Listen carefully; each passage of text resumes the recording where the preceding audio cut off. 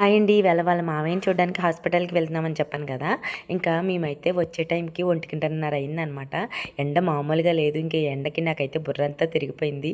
ఇంటికొచ్చాక పిల్లలకి, మా ఆయనకి భోజనం పెట్టేసి నేనైతే ఏం తినలేదు. అలా పడుకుండిపోయాననమాట. లేచే టైంకి 3 అయిపోయింది.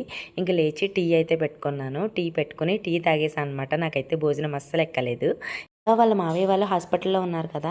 నైట్‌కి టిఫిన్ పంపుతానని చెప్పాను. ఇంక అందుకని చెప్పి ఇడ్లీ వేసి చట్నీ చేశాను. కొంచెం హాట్ వాటర్, ఇంకా ప్లేట్లెట్స్ తక్కువగా ఉన్నాయని చెప్పారని చెప్పి బొబ్బాసాకు రసం ఉంటది కదా! అదైతే తీసిచ్చానండి.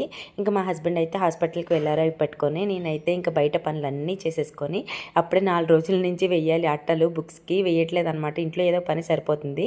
ఇంక ఈవేళ ఎలాగైనా కంప్లీట్ చేసేయాలని చెప్పి మా పిల్లలిద్దరికీ టిఫిన్ పెట్టేసి ఇంకా అట్టలు వేయడం స్టార్ట్ చేశాను.